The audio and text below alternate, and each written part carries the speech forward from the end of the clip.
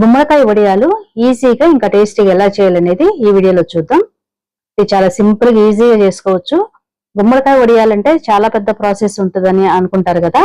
అలా కాకుండా గుమ్మడికాయ ముక్కలు మూటగట్టి బరువు పెట్టాల్సిన పని లేకుండా ఈజీగా ఇంకా సింపుల్ గా ఎలా చేసుకోవాలనేది ఈ వీడియోలో చూద్దాం.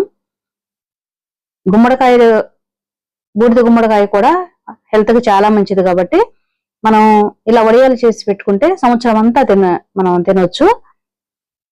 చాలా టేస్టీగా కూడా ఉంటాయి, ఇంకా హెల్తీ కూడా.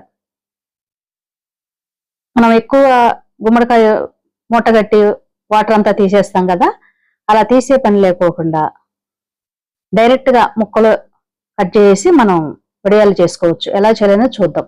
ఇది చూశారు కదా, బూడిద గుమ్మడికాయ ఇది ఉంది కదా, ఈ పైన బూడిద ఉంది కదా, అదంతా మొత్తం మంచిగా క్లీన్ చేసుకోవాలి.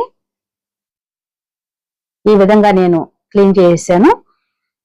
ఇది 1 కేజీ 600 గ్రాములు ఉంది.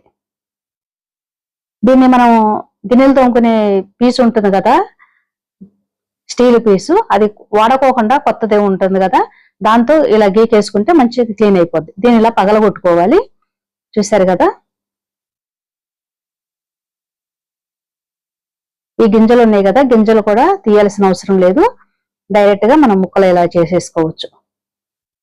పైన చెక్కు తీయడం కానీ గింజలు తీయడం కానీ అలాంటివి ఏం అవసరం లేదు.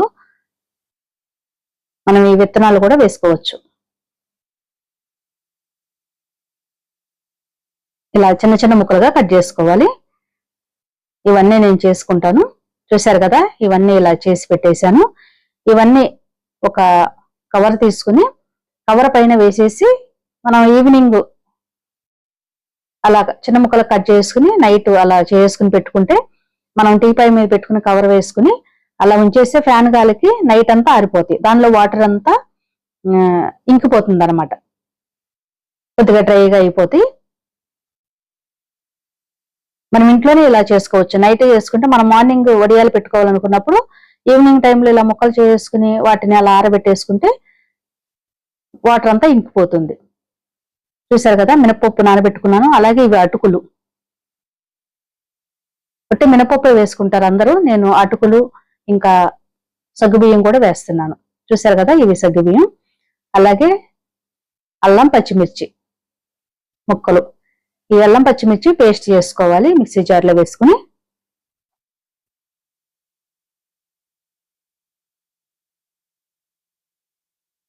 ఈ మినపప్పును కూడా మెత్తగా రుబ్బు పెట్టుకోవాలి. దీనిలో రుబ్బేటప్పుడే కొద్దిగా కళ్ళుప్పు వేస్తున్నాను. మన కొద్దిగా వాటర్ కూడా వచ్చినట్టు ఉంటుంది, ఇంకా మంచిగా నలుగుతుంది అనమాట.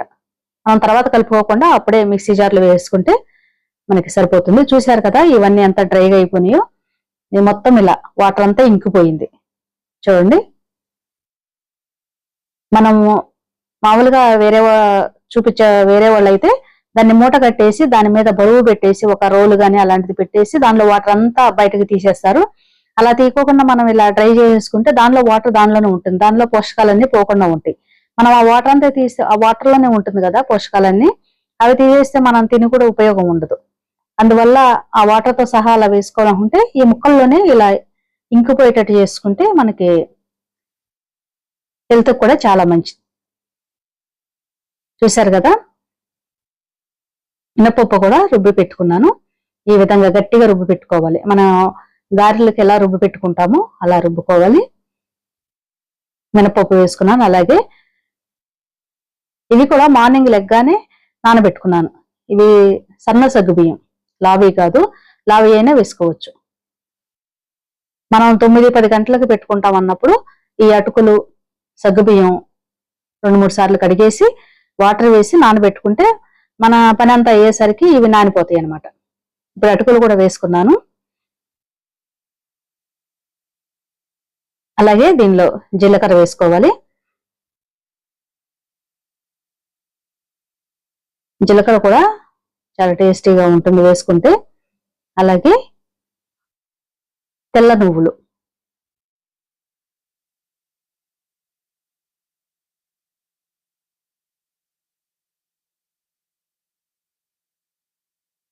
అలాగే కచ్చాపచ్చాగా చేసుకున్న అల్లం పచ్చిమిర్చి పేస్ట్ చేసుకున్నాం కదా, అది కూడా వేసుకోవాలి. ఆల్రెడీ ఉప్పు అయితే మనం రుబ్బుకునేటప్పుడే మినపప్పులోనే వేసేసాం కదా. కేజీ గుమ్మడికాయకి 1/2 కిలో మినపప్పు అయితే సరిపోతుంది. ఇది కేజీన్నర పైనే ఉంది కాబట్టి ఒక 350 గ్రాములు, దగ్గర 400 వరకు నేను మినపప్పు వేసుకున్నాను. ఒక 1/2 కేజీ కంటే తక్కువ, 1/2 కేజీ కంటే తక్కువే వేసుకున్నాను మినపప్పు. 400 గ్రాముల వరకు నానబెట్టుకున్నాను. ఈ కొలతలతో అయితే సరిపోతుంది. ఇవన్నీ మంచిగా ఇలా కలుపుకోవాలి. మనం గరిటతో కలిపితే అంత ఇదిగా ఉండదు, చేత్తోనే మంచిగా కలుపుకుని పెట్టుకోవాలి.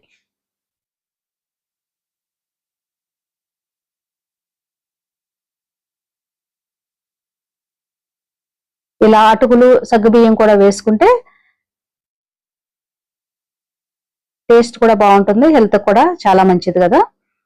ఇలా వేసుకోవచ్చు. మామూలుగా సగ్గుబియ్యం అటుకులు చాలా మంది వేయరు, నేనైతే వేసుకున్నాను. ఇవన్నీ చేత్తో మంచిగా ఇలా కలుపుకోవాలి.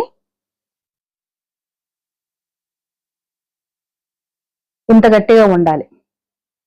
చూసారు కదా. ఇప్పుడు పైకి తీసుకెళ్ళి ఒక కవర్ తీసుకుని ఈ విధంగా చేసి వేసుకోవాలి. కవర్ మీద, మన క్లాత్ మీద వేసుకుంటే తీయడానికి కొంచెం కష్టంగా ఉంటుంది, వెనక నీళ్లు చల్లుకుని తీసుకోవాలి. అదే ఇలా కవర్ మీద అయితే ఈజీ వచ్చేస్తాయి. 2 రోజులు అలా ఎండనిస్తే మంచిగా ఈజీ వచ్చేస్తాయి, వాటంతట అవి ఊడిపోతాయి. చూసారు కదా. ఆ ముక్కలు విత్తనాలు కొద్దిగా లోపలికి వెళ్ళేటట్టు ఇలా చేసుకుని వేసుకోవడమే.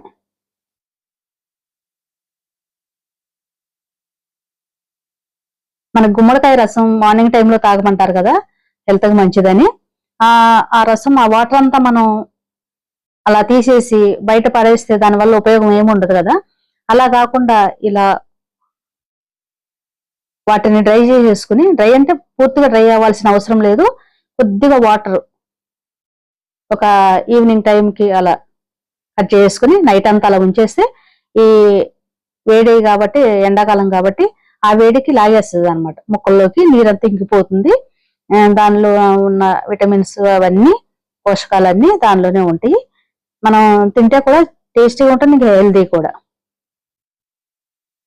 ఈ విధంగా అన్ని వేసేసుకున్నాను.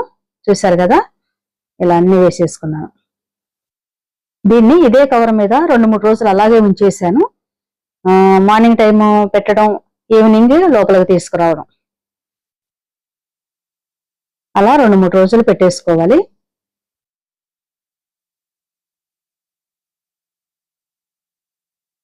మనకి ఎండ రాకముందే ఇలా పెట్టేసుకుంటే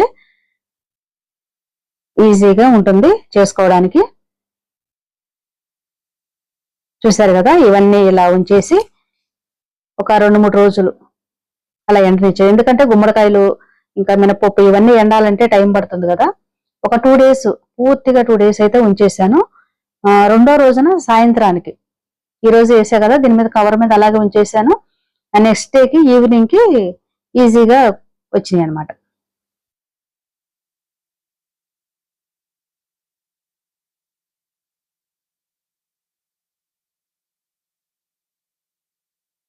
ఈ ఎండాకాలంలో ఇవి చేసుకుంటే సంవత్సరం పొడవునా తినొచ్చు.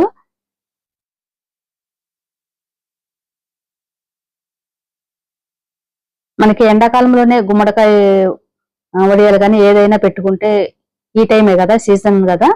ఈ గుమ్మడికాయ వడియాలంటే ఇంకా ఎక్కువ ఎండాలి కాబట్టి ఇది మంచి టైం అనమాట. చూసారు కదా, కొన్ని విత్తనాలు తీసి పెట్టుకున్నాను, కొన్ని విత్తనాలు. ఎందుకంటే అవి వర్షాకాలంలో ఇంటి పక్కన కొద్దిగా స్థలం ఉందనుకోండి, ప్లేసు, అక్కడ వేసేస్తే మంచిగా మనకి మొక్కలు వస్తాయి, నెక్స్ట్ సీజన్ కి కాయలు వస్తాయి అన్న ఉద్దేశంతో నేను అలా తీసి పెట్టాను. వేసి చూడాలి, పక్కన వేసి విత్తనాలు వేసి చూస్తాను ఎలా వస్తాయో చూద్దాం, వస్తాయో రావో కాయలు. చూసారు కదా, ఈ విధంగా తీసేసుకోవడమే. రెండో రోజు ఈవినింగ్ కి తీసేస్తున్నాను. వస్తేనే రావట్లేదని చూశాను.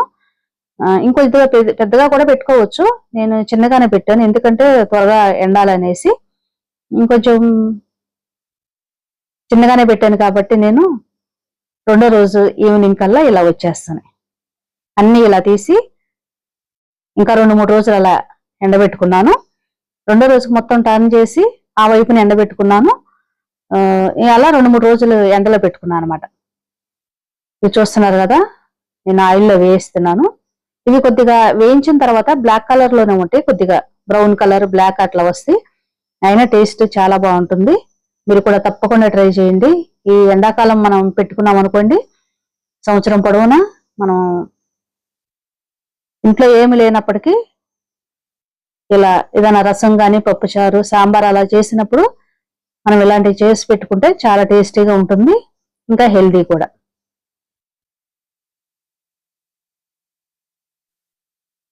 చూసారు కదా, గుమ్మడికాయ ముక్కల్ని మూటగట్టి బరువు పెట్టి దానిలో వాటర్ అంతా తీసేసి పడేసి ఒట్టి ముక్కలే కాకుండా మనం ఆ వాటర్ తోనే వడియాలు ఎలా పెట్టుకోవచ్చు, మంచిగా ఎలా ఎండుతాయి అనేది నేను ఈ వీడియోలో చూపించాను కదా. బహుశా చాలా వరకు ఇంతవరకు చూపించారో లేదో నాకు తెలియదు, కానీ నేనైతే ఇలా చేసుకున్నాను. ఆ వాటర్ తీసేస్తే దానిలో పోషకాలన్నీ పోతాయి కదా, ఎందుకు అలా చేయడం అనేసి నేను ఇలా డ్రై చేసి ఇలా చేసుకున్నాను. ఈ వీడియో మీకు నచ్చింది అనుకుంటున్నాను. నచ్చినట్టయితే ప్లీజ్ లైక్ చేయండి, షేర్ చేయండి. ఈ వీడియోని ఎవరో ఒకరికి యూజ్ అవుతుంది. అలాగే ఛానల్ సబ్స్క్రైబ్ చేసి పక్కనే ఉన్న బెల్ సింబల్ ని క్లిక్ చేసి ఆల్ ఇన్ ఆప్షన్ ఎంచుకుంటే నేను వీడియో పెట్టగానే వెంటనే మీకు నోటిఫికేషన్ వస్తుంది. ఇలాంటి మంచి మంచి వీడియోస్ కోసం నా ఛానల్ సబ్స్క్రైబ్ చేసి నాకు సపోర్ట్ చేయండి. Thank you for watching.